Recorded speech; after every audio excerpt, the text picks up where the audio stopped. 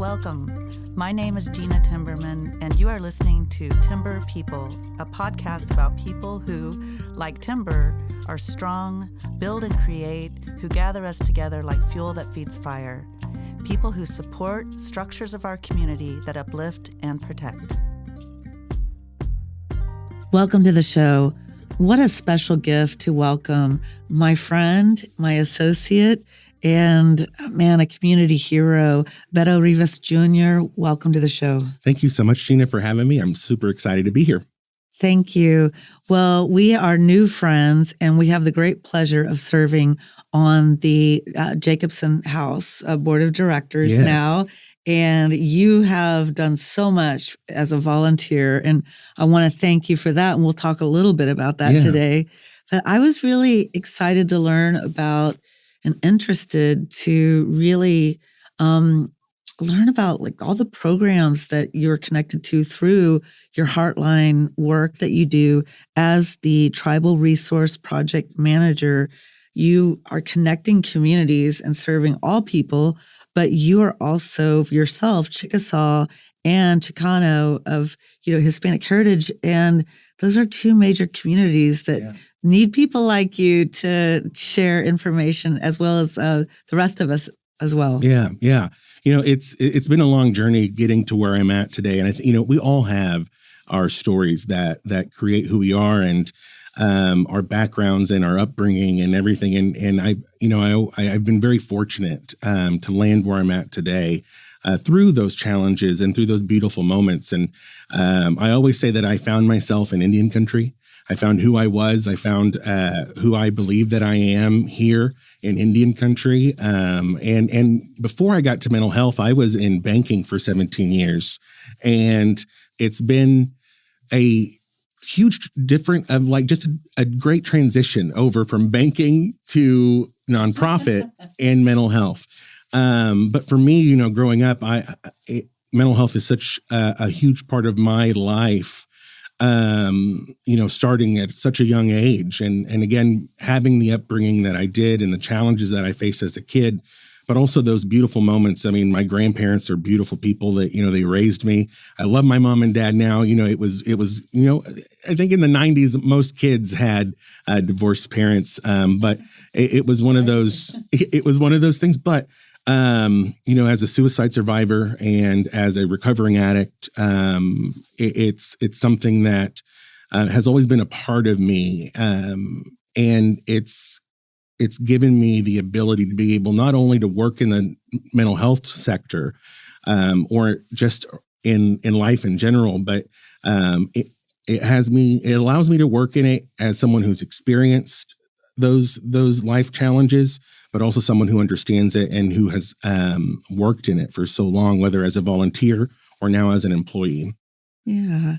I have to say, all humans and historically and our ancestors, you being Chickasaw, knowing your story of your people and yourself, one is that armor of what you do for yourself and to help others heal is really important.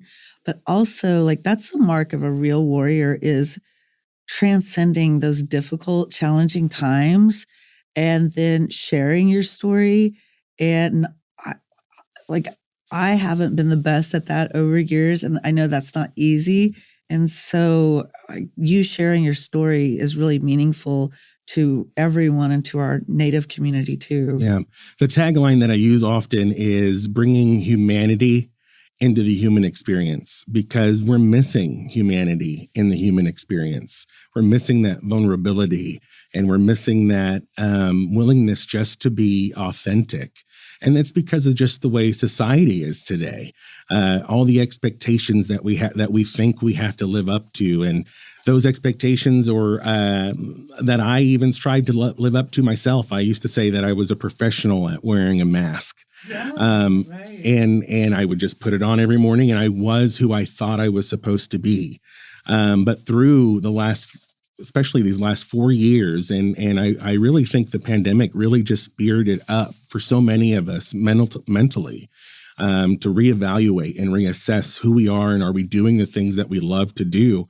And when I was doing that for myself, the answer was no, I wasn't where I wanted to be. I wasn't happy. And so just switching it all up and moving from the financial industry to nonprofit, and then mental health. It's been such a great journey, and landing at HeartLine in the tribal sector. One of my goals was, before I got to HeartLine, was to work in Indian country and work within a tribal sector. I saw this job. It was on the Chickasaw job opportunities. And for some reason, I thought I was going to be working for the Chickasaw Nation, but there's a great partnership between the Chickasaw Nation and HeartLine. And so they were promoting it, applied for it, and then here I am. Because for me, it was more about, Shelby Rowe, who's the guest. She's awesome. An executive director over there at the Suicide Prevention Resource Center, said this in a speech, and it resonated with me, that she's doing what she's doing because she wants to give back to the nation that gave so much to her and back to her people. Right. And it resonated with me because that was the same reason that I was looking to get into the tribal sector. Because if it were not for the Chickasaw Nation, and if it were not for a number of other tribes here in Indian country, I would not be alive today. The Comanche Nation, I'm going to shout them out. They paid for my stay at a mental health facility one time. The Chickasaws would have done it also, but it was just an opportunity at the time that a friend of mine who worked there said, "Hey, we have this program. We'd love to see if it can help you out," and they did. And so I would not be here if it weren't for tribal nations, if it weren't for our people, our relatives. And so just so thankful. And for me to be in this position gives me that ability to have a focus on Native people, and really gearing up my life to it's going to be always Native first. Yeah. I appreciate that. And as tribal peoples, we all need each other. We need our communities. We need to connect. And the fact that you have leaned into the resourcefulness and identity of connecting with what Chickasaw Nation and Comanche Nation, others have to offer, is instructive to helping others understand of what's available to them. And HeartLine is, it impacts incredibly locally, but you're a national platform. And to know that support line, lifeline, as Native people, but really as humans, we all need support and lifelines. Yeah. We all know who we're going to call when we need that support. Yeah. There's this divide in support and resource access. There's this divide still that hasn't really quite mastered reaching out to all communities. Right. And the Native community is primarily that first one. And I also think of the Hispanic community in there too, because of that language barrier that's there. But with Indian country, not all tribes have the infrastructure as the Chickasaws or the Cherokees, or, we can name a few, but they may not have the infrastructure or the means to apply for grants or the means to have a sufficient website for their people. And that's no fault of their own. As part of that colonialistic byproduct of that. Right. But with HeartLine, the beautiful thing is that we're contracted with the Suicide Prevention Resource Center, and this whole project is funded by the Substance Abuse and Mental Health Administration with the Tribal 988 Response Grant. There were 38 grantees on Turtle Island, 11 of which are here where we're at, here in Oklahoma. So there are 10 tribes that were grantees and one tribal organization, Southern Plains Tribal Health Board. And I have had the opportunity to sit at the table with the representatives of these tribes that are within the mental health sector, seeing how we've all come together and created a tribal work group under this. has really streamlined us to seeing what tribes are doing, but we're doing it together and opening it up to not just the grantees, but non-grantee tribes to come in so that they can see, what are these tribes that do have the current funding. So that way, if SAMHSA releases another round of funding, they can apply for it. And then, because we're looking at statistics in the Native community that are daunting and stark. We look at Native American men being the number one demographic of suicide. I'm looking at Native children being the second most demographic with suicide. These things exist in our communities, such as, with substance abuse and those things are going on. I mean, I think about the fentanyl epidemic that's going on right now and how it's attacking reservations more than anything because of the less prevalent presence of law enforcement. And so the need is there, and we're building a database that's going to cover all of Turtle Island. And of course we say that it's the 500, can't even think at this moment, but all federally recognized tribes, but also non-federally recognized tribes, because we want to realize and recognize that there are still tribes out there that are fighting for sovereignty. Right. And they're connected to all of our communities too. Mm-hmm. Yes. And so seeing what the tribes are doing to have a huge focus on mental health, a huge focus on suicide prevention, and they have been doing such a great focus on tradition, not addiction. It's all coming together, and watching it unfold is probably one of the most beautiful things. So we're building a database that's going to host resources under behavioral health, substance abuse resources that are either managed by an IHS, Indian Health Services, or a urban Indian health clinic, or maybe it's a tribal program or tribally ran.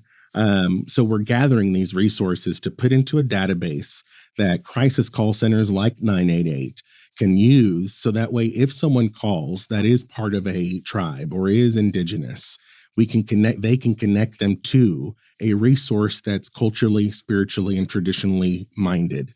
And that's important because there is that hesitation when you're calling into 988 or calling into a federally funded organization, and when they ask you, how do you identify? What's your race? What's your ethnicity? Well, there is that fear of like, well, if I say this, will that limit the amount of resources that I can get? So I'm just going to say that I'm white or that I'm, whatever else. But this gives us the ability to refer them to resources that will truly be centered, focused on Native Americans and Alaska Natives. And so we're looking at all 574 federally recognized tribes, and it's been an amazing experience and journey so far. We just signed our contract just a few weeks ago with the platform, and so now we're going through resources to include them onto this database. And there will be a front-facing feature to it also, to where anyone in the community can access it and search for resources on their own if they can't call 988 or if they'd rather just work on it themselves. Right, man. I have to say, just in the study, before our conversation about the level of resources at this important platform, I mean, awareness is everything. And, you providing with HeartLine, providing over, 15,000 resources that address everyday concerns, but also we're talking about food, shelter, medical, and other financial matters. Yeah. I mean, oftentimes it's not just one that's siloed. It starts compounding, and it can make life feel really unbearable to people. And so to have a resource like HeartLine, and I do have to give a shout out to the Choctaw Nation, my tribe. They provide these resources as well in different ways. Chickasaw Nation has been an incredible platform with their division for mental health and substance abuse and well-being. And for the Oklahoma Museums Association, we have a committee it's a well-being committee, but we get so much support, so many resources from tribes like Chickasaw Nation and others, and professionals like yourself. And I'm just learning about some of the programs and services that are available through HeartLine. And I'm sure so many other Native people will be appreciative of that for their organizations and for themselves and their families. Yeah. HeartLine has 19 lines of business that we're answering. And it's a call center that's 24/7, 365 with different contracts through that provide those lines, 988 being one of them, and 211 really being that focal point for HeartLine. Our HeartLine answers all the calls for 211 for the state of Oklahoma. We do the backup and warm line for the state on 988 and nationally for the warm line for national 988. And so HeartLine's reach goes far beyond just the state of Oklahoma. But with HeartLine on 211, those calls are going constantly. And we had our Capitol Day a few weeks ago, and what our development team did was so brilliant.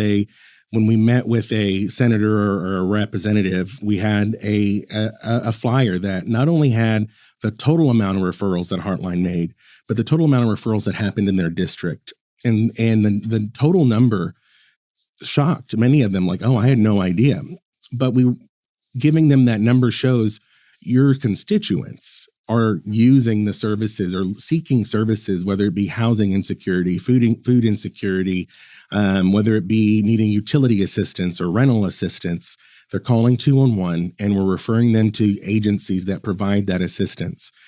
Because as you very well know, if someone's in a position of panic or someone is in a position of distress, the last thing that they're going to want to do or should have to do is go online and search countless individuals or get transferred left and right. Well, no, you called the wrong place.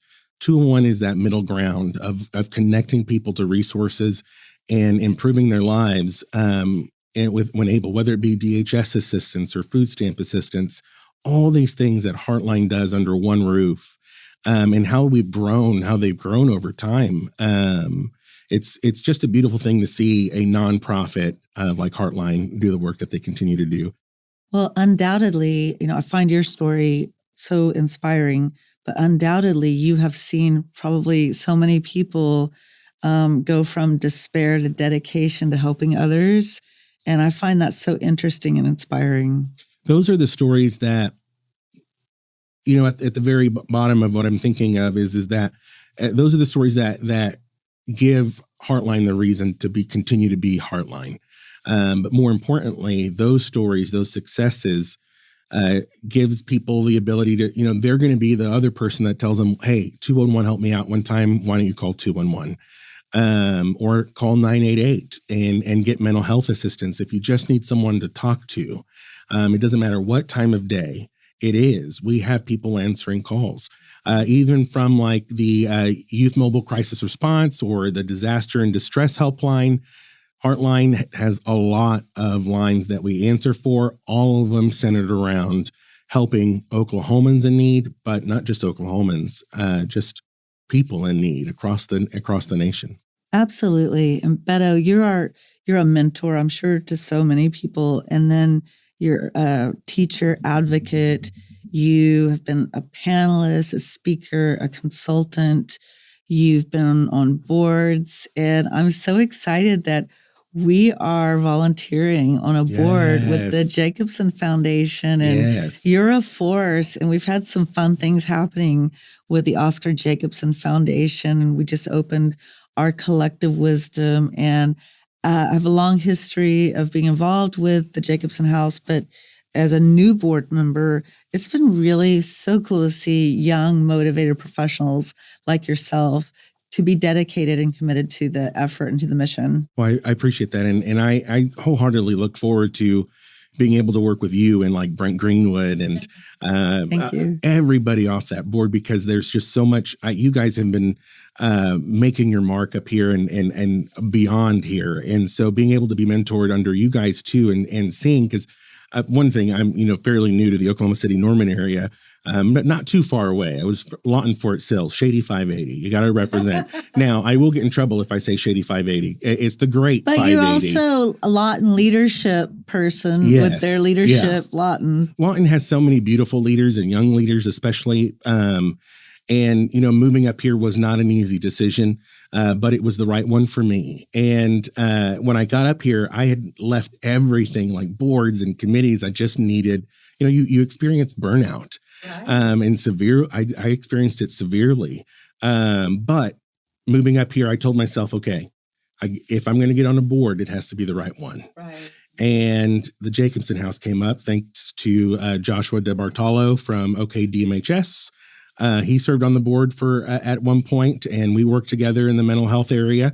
And he connected me with Brent. The funny thing is that I had met Brent Greenwood for the first time at the Oklahoma Arts Conference. I spoke there, and I was sitting in the food area or the front area of the hotel finalizing my presentation, because I am one of those people that wait till the last minute. Welcome to my world. Right? And honestly, I think I'd rather live that way. Yeah. It's so exciting and exhilarating. I'm not jumping off cliffs and skydiving or anything. So waiting to the last minute to do presentations is my thing. No, I hear that. But he was walking out, and I knew he was the artist for the leadership Oklahoma Arts Leadership.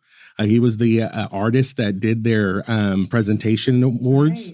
Right. And then I found out he was Chickasaw. And so it was almost like the universe just really aligned that when I found out Brent was the chair, the email back and forth was like, oh, what a small world. And Jacobson House, the Oscar Jacobson Foundation, literally will be my sole focus in the nonprofit sector outside of my job, which also works out because if you work for a nonprofit, it does make it difficult to serve on another nonprofit because you have to balance both of them, especially when you're looking at funding, because they're my job, and a very great job. I love them, but it's been being part of the Jacobson House was such a huge thing for me because it has allowed me to connect to my culture even further. Right. Being raised in a predominantly Hispanic household and Spanish being my first language, we didn't really get connected to my native side until I moved up to Oklahoma in about 2004. And so, but the moment I was here and we got to meet such a huge side of our family, the Chickasaw side of our family. We're spending Thanksgiving with them and Christmas with them and all these different things and connecting. And it's always been a passion of mine to be able to not just connect for the sake of connecting, but to connect for me to be able to be a better person because I know my culture. And being around other Native people. I graduated from Cache, Oklahoma. So, we had Kiowa, Comanche, and Apaches over there. I know the funny thing is I know more Comanche hymns than I do the Chickasaw language. But that's cool too. Their chairman has adopted me as a non, what's the word I'm looking for? Non-official Comanche Nation member. So thank you. This has just been such a beautiful experience being part of the JH. Collective Wisdom is phenomenal. It is so great. I hope visitors, to Norman and to Jacobson House will intentionally go to see the exhibit, which is open from Thursday to Sunday, correct? Mm-hmm. Yeah, and we'll be posting that schedule on the website weekly because, of course, we all know nonprofit, it is all volunteer ran. So look to our website, jacobsonhouse.art, jacobsonhouse.art. And you'll see the hours. I'll post them probably like every Monday. So like this week, Saturday, we have Arises, which is a group of students over at OU. That's another beautiful thing because it's on OU campus. So many Native students and Native American studies that are there. So it really just all around promotes Native culture. And but they'll be there this Saturday volunteering, cleaning up and doing some yard work for us. And so I will be there that morning because they're going to be there from 9 to noon. So I'll probably open up the JH from 9 to 4 that day.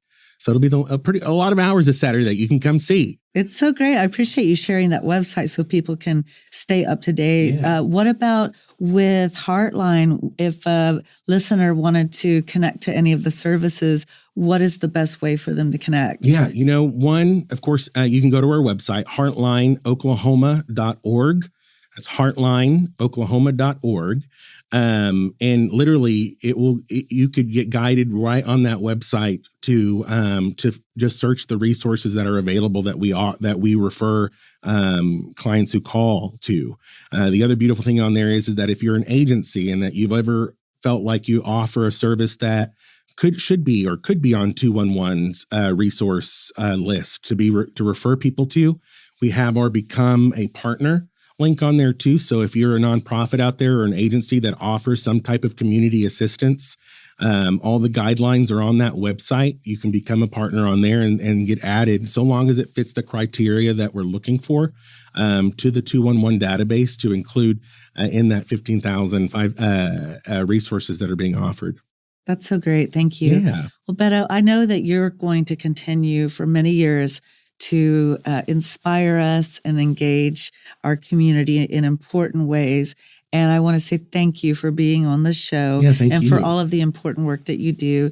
Yakoki, Chokmashki. Yokaki. Gracias. Yes. Gracias thank también. you. Yeah, thank you very much. It was a pleasure sitting here with you. And thank you for everything that you continue to do in providing this type of space. And I'm following your podcast, so make sure you follow Gena's podcast. Thank you.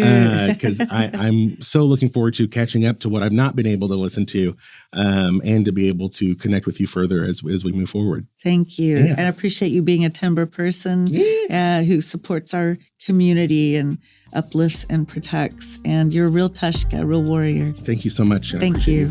Thank you. Yakoki, thank you for joining us.